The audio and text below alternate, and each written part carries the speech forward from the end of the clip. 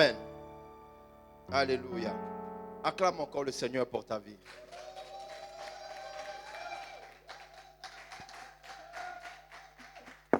Alléluia. Alors, le thème ce matin de mon message, c'est faire le choix d'être en alliance. Quelqu'un peut dire faire le choix. Faire le choix. Tu peux faire mieux que ça, s'il te plaît. Faire le choix. Faire le choix. D'être en alliance. D'être en alliance. Une deuxième fois. Faire le choix. Une dernière fois. Faire le choix. Alléluia. Matthieu chapitre 26 au verset 28. Matthieu 26, 28. Amen. Je lis la parole du Seigneur. Car ceci est mon sang, le sang de l'alliance, qui est répandu pour plusieurs, pour la rémission des péchés. Amen. Charlie, tu peux reprendre une deuxième fois, s'il te plaît. Car ceci est mon sang, le sang de l'alliance, qui est répandu pour plusieurs, pour la rémission des péchés. Amen. Merci. On peut s'asseoir et acclamer très fort Jésus-Christ pour sa parole. Seigneur, nous bénissons ton nom pour ta parole. Merci Seigneur pour ce moment que tu consacres à nous enseigner, à nous instruire, à nous orienter. Que nos cœurs soient disposés, que notre esprit, Seigneur, soit concentré, Seigneur, à recevoir le maximum d'informations utiles pour notre croissance spirituelle et pour l'exercice des capacités que tu as mis en nous. Saint-Esprit de Dieu, nous bénissons ton nom d'être à nos côtés, de traduire, je dirais, le langage spirituel en des termes qui nous sont familiers, afin, Père éternel, que nous puissions comprendre comme il se doit et te servir convenablement. Que la gloire te revienne, que la louange te revienne, ainsi que toute l'adoration pour les siècles et les siècles. Ainsi nous avons prié, nous disons 3 fois Amen, Amen et Amen. Alléluia. Alors, Matthieu chapitre 26, verset 28, c'est Jésus-Christ qui parle et qui dit, car ceci est mon sang. C'était le dernier repas que Jésus-Christ passait avec ses disciples, ses fidèles collaborateurs. Et il leur dit ceci, buvez ceci, mangez ceci, car c'est une partie de moi. Alléluia. Et en l'occurrence, il nous dit, buvez mon sang. Buvez comment on appelle ce fruit de la vigne, qui est mon sang. Vous voyez, le sang de l'alliance. Quelqu'un peut dire le sang de l'alliance. Une deuxième fois, une dernière fois. Il dit le sang de l'alliance qui est répandu pour plusieurs. Alléluia. Donc on voit que le sang de Jésus-Christ est répandu pour plusieurs. Alléluia. Pour plusieurs. Et il dit ensuite pourquoi? Il dit pour la rémission. C'est-à-dire pour le pardon et pour que les péchés soient effacés. Alléluia. Mais dans ces plusieurs, qui sont ces plusieurs dont Jésus est en train de parler?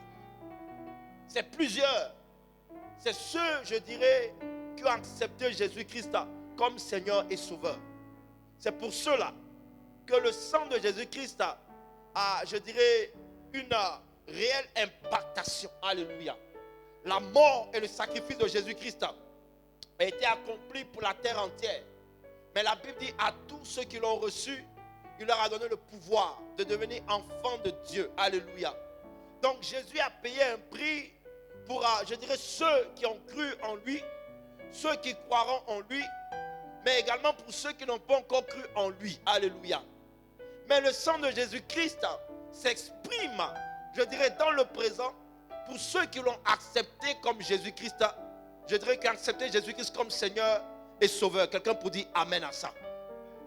Maintenant, je dirais, l'objet de mon message, c'est de nous emmener à comprendre, bien-aimés, que c'est à partir de ce sang qui a coulé, pour que, je dirais, nous soyons sauvés, pour qu'il y ait pardon de péché, mais qu'il y ait également, je dirais, suppression, comme la Bible dit, rémission. C'est-à-dire, ton péché n'existe plus. Ton péché a été effacé. Alléluia.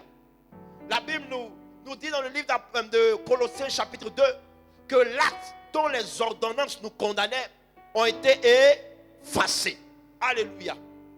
Autrefois, le sang des animaux, le sang des boucs, le sang des agneaux, le sang des béliers, des bœufs, qui étaient sacrifiés comme l'Éternel le demandait sous l'ancienne alliance qu'on appelle l'Ancien Testament, n'effaçait pas les péchés.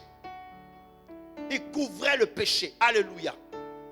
Mais la Bible dit qu'avec la mort et la résurrection de notre Seigneur Jésus-Christ, on parle de rémission de péché. Ça veut dire que ton péché est pardonné. Regarde, quelqu'un, il faut dire ton péché est pardonné. Mais il est également effacé. Ton péché est pardonné. Dis bien à ton voisin, ton péché est pardonné. Et il est également effacé. N'aie pas peur ni honte de lui dire alléluia. Parce que la Bible dit que nous sommes tous pécheurs. Amen. Donc personne n'est saint. Donc regarde encore une personne, il faut dire ton péché est pardonné. Et puis ton péché est effacé. Alléluia. Maintenant toi à qui on a dit ça, il faut dire amen bien. Alléluia. Alors l'objectif, je dirais le but de mon message ce matin, en quelques instants, c'est de vous faire comprendre que nous avons le choix d'être en alliance avec Dieu. Alléluia. Christ a fait le premier pas. Alléluia. Il a payé un prix. La Bible nous dit que dans le livre d'Ésaïe, que c'est par ces meurtrissures que nous avons été sauvés. Il a payé un prix qu'aucun humain, je dirais le sang d'aucun humain, n'aurait pu, je dirais, payer pour nous sauver. Il a donné de sa vie tout entière. Il allait jusqu'à l'obéissance. La Bible dit l'obéissance de la croix pour que nous soyons sauvés. Dieu, en la personne de Jésus-Christ, a fait le premier pas d'une alliance qui souhaite qu'elle devienne éternelle. Dis amen à ça. La volonté de Dieu, c'est de rentrer, je dirais, en alliance avec des personnes que moi je qualifie de disciples. Christ ne souhaite pas que nous restons, je dirais, à la nature d'enfants ou dans la nature de croyants. Mais dans la volonté de Dieu, c'est que nous aspirons à devenir des disciples. Et le disciple de Dieu bien-aimé comprend que dans sa marche avec Dieu, il a besoin d'être en alliance avec lui. Dis amen à ça. L'alliance, bien-aimé, je dirais, c'est le point culminant. C'est le plus haut degré d'adoration. C'est le plus haut degré, vous voyez, d'amour et l'expression d'amour qu'on puisse, je dirais, manifester à l'égard d'une personne. Alléluia. L'alliance. L'alliance, le dictionnaire nous dit que c'est un mariage. L'alliance est un pacte entre des personnes. Ça implique des liens très forts entre elles, à savoir des devoirs et des obligations. Des droits et des obligations. Dites amen à ça. Alléluia. Le disciple de Christ comprend que dans sa marche avec Dieu, Dieu ne l'attend pas au pied de la montagne. Dieu souhaite que tu ailles au sommet de la montagne. Je le dis assez souvent que l'air que tu respires au pied d'une montagne et l'air que tu respires au sommet d'une montagne, je dirais, sont différents. Au pied de la montagne, tu respires naturellement, convenablement. Tes poumons sont dégagés. Tu arrives à respirer. Mais quand tu vas au sommet d'une montagne, l'air devient rare. Alléluia. C'est un exploit. C'est pour ça que les gens, vous voyez, qui escaladent, je dirais, des montagnes, qui vont sur les sommets, ils se préparent. On ne se lève pas, bien-aimé, pour aller au sommet d'une montagne du jour au lendemain. Il faut que tu habitues ton corps à supporter la pression. Vous voyez, je dirais, si je peux utiliser ce terme atmosphérique, qu'il y a au sommet d'une montagne. Parce que le vent qu'il y a là-bas n'est pas le même, je dirais, que le vent qui se trouve au pied de la montagne. L'air est rare. Donc tes moindres faits et gestes, bien-aimés, tu dois les calculer et les faire minutieusement.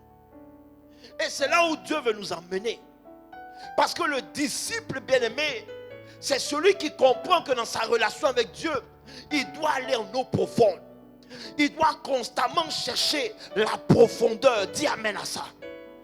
Il doit chercher, je dirais, à creuser son intimité, sa relation avec Dieu. Il doit chercher, je dirais, la connaissance parfaite, meilleure pour son intimité avec Dieu. La relation que moi j'ai avec Dieu n'est pas celle que Dieu souhaite avoir avec toi.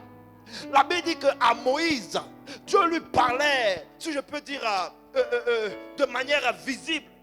Moïse allait sous la tente d'assignation. La Bible dit qu'il rencontrait l'Éternel sous la forme de la nuée, pendant la nuit sous la forme d'un feu. Dieu lui parlait audiblement. Alléluia. Ça c'est à Moïse. Mais à Josué, qui est, je dirais, le fils spirituel de Moïse, Dieu n'a pas parlé à Josué comme il a parlé à Moïse.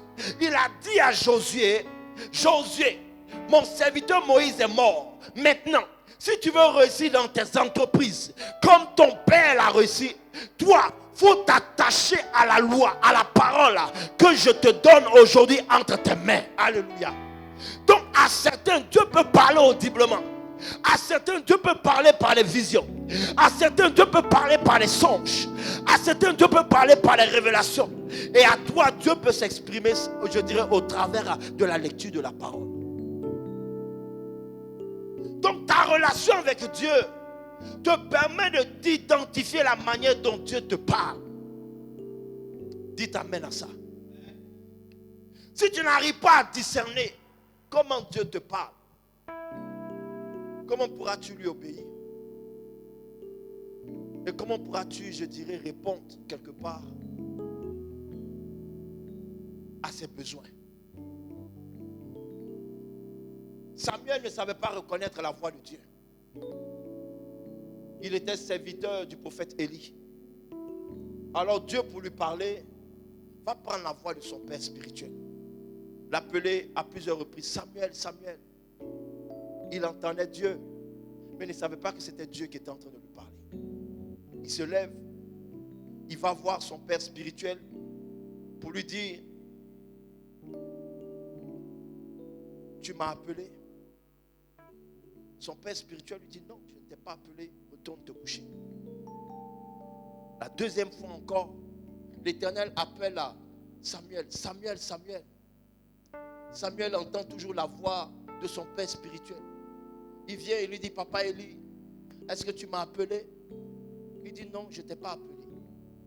Mais le père a compris que la voix qui était en train d'appeler son fils était une voix, je dirais, spirituelle. Dites amen à ça. Parce que Élie et Samuel, étaient couchés en réalité à la place du prophète Élie.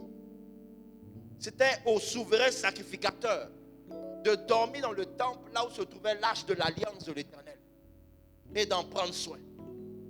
Mais comme Samuel se faisait vieux, alors qu'est-ce qu'il a fait? La Bible dit qu'il a fait rentrer, je dirais, Samuel. Comme Élie, était vieux, il a fait rentrer Samuel dans son sein. Il a compté parmi ses enfants. Pourtant, il en avait deux, Ophni et Phiné. Mais il a pris Samuel comme son enfant. Et il a transmis à Samuel, je dirais, l'onction du service. Donc, il a dit à Samuel, va te coucher à ma place dans le temple. Donc, le message que Élie devait recevoir a été transmis à Samuel parce que Samuel se trouvait à la place de son père. Alléluia. Alors, quand Dieu veut maintenant parler, je dirais, à son serviteur, il prend la voix qu'il a l'habitude de prendre pour s'adresser à celui qui devait être à cette place.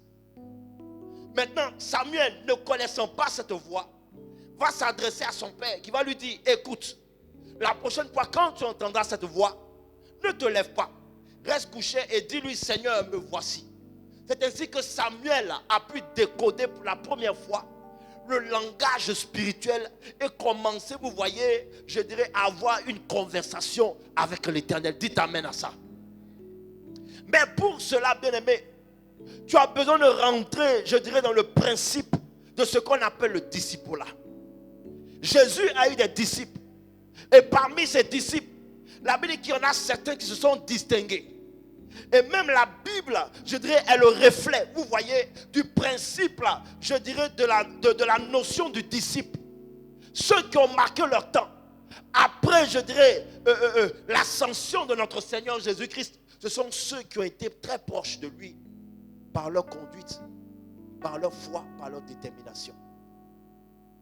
Le disciple que Jésus aimait le plus, qu'on appelle Jean, est celui qui écrit le dernier livre de la Bible, qu'on appelle Apocalypse.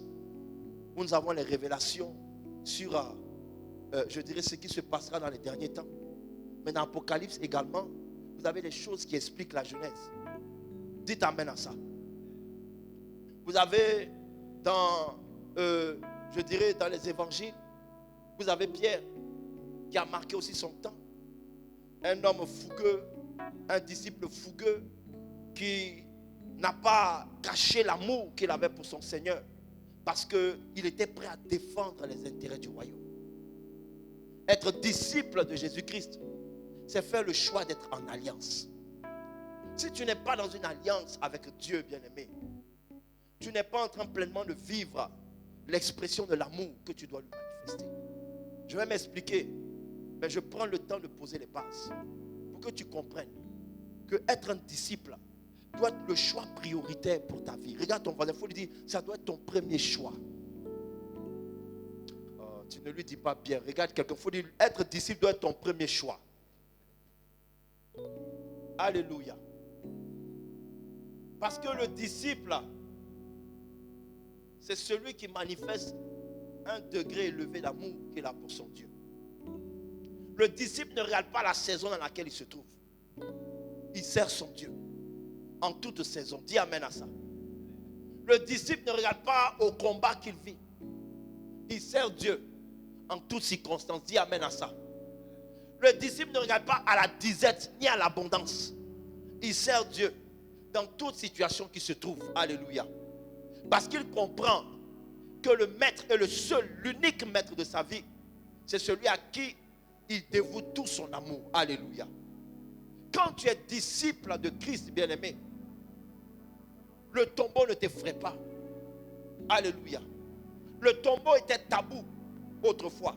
C'est pour ça que vous pouvez comprendre que lorsque Marie de Magdala est venue annoncer aux disciples que le tombeau était ouvert, la Bible dit que Jean et Pierre se sont mis à courir pour aller vérifier les dires de cette dame.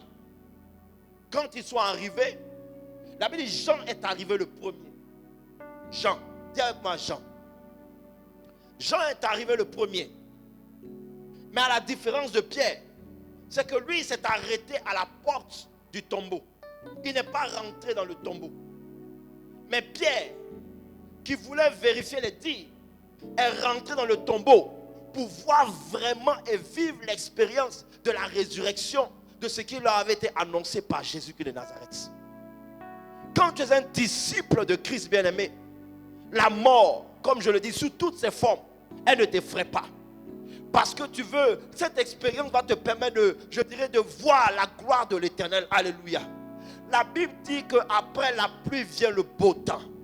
Donc la pluie est censée, représenter toutes les difficultés, les combats, l'adversité que nous pouvons traverser. Mais la Bible nous garantit qu'après cette saison, après ces événements, viendra le beau temps. Dis amen à ça. Alléluia. Le plus haut degré que tu peux, que tu puisses, exprimer à l'égard de ton Dieu, c'est de rentrer dans une alliance avec Dieu.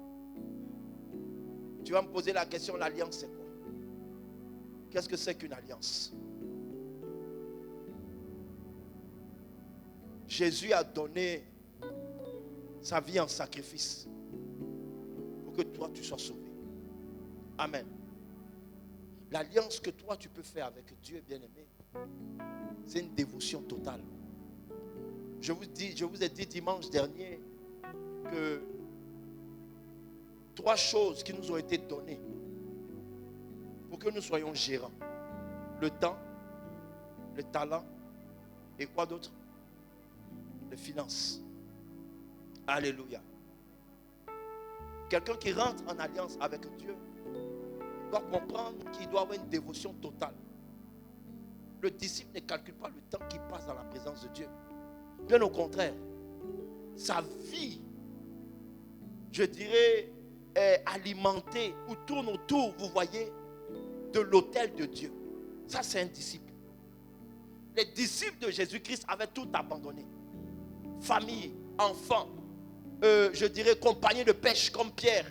Ils avaient tout abandonné. Et leur vie était consacrée à quoi? À l'évangile. Un disciple de Christ, vous voyez, commence, je dirais, à bâtir sa vie, bâtir sa journée autour de la parole de Dieu. Ça, c'est la notion d'être en alliance avec Dieu. Un disciple de Christ comprend que les capacités que Dieu lui a données, à savoir les talents, les dons spirituels. Il y a des gens qui ont une intelligence hors pair. Mais quand ils viennent à l'église, ils estiment, bien aimé, que ce n'est pas utile pour l'œuvre de Dieu. Mais quand tu rentres dans la notion de disciple là, bien aimé, que tu es en alliance avec Dieu, ce n'est pas toi qui décides ce qui est, je dirais, avantageux pour le royaume de Dieu. Tu dois te dévouer pour l'œuvre de Dieu. Le don que Dieu a mis en toi, bien aimé, a une utilité. Je dirais la connaissance que Dieu te fait acquérir, même dans ton cursus scolaire, dans ton parcours, a une utilité pour le royaume de Dieu. Alors quand tu es en alliance avec Dieu, toutes ces choses doivent servir à ses intérêts. Alléluia. Tes finances doivent servir à l'œuvre de Dieu. Ta vie, bien-aimée, doit être, je dirais, centrée. Le repère. Quand tu es en alliance avec Dieu, le repère de ta vie, bien-aimée, c'est la parole de Dieu. Dites amen à ça.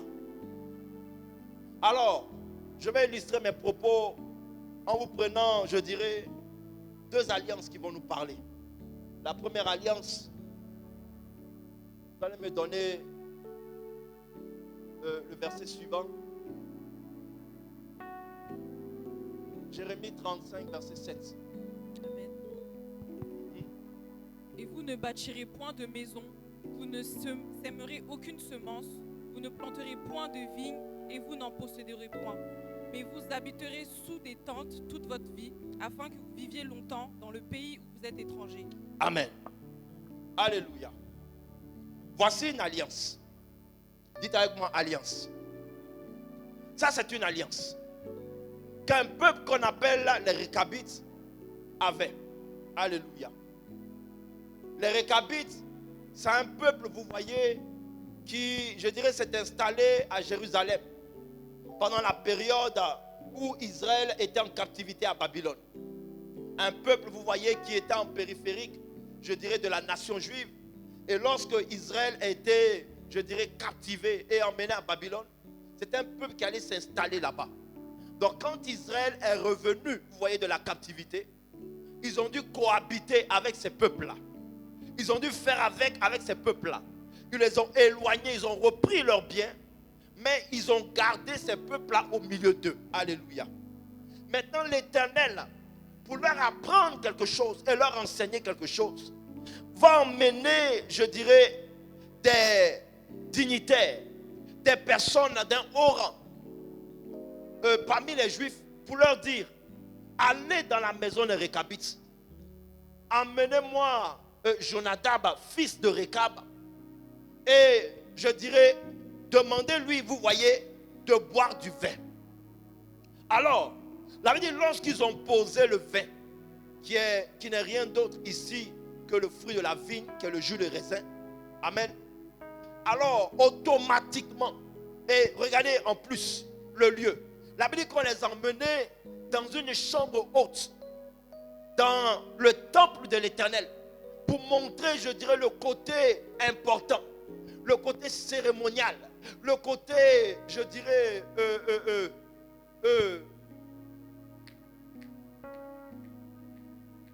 prêtez-moi le mot. Merci, le côté sacré, vous voyez, de la demande. On les envoie, vous voyez, dans la maison de l'Éternel, sur l'autel, dans une chambre haute, et on leur dit: buvez. Alléluia. Automatiquement, leur réponse a été non.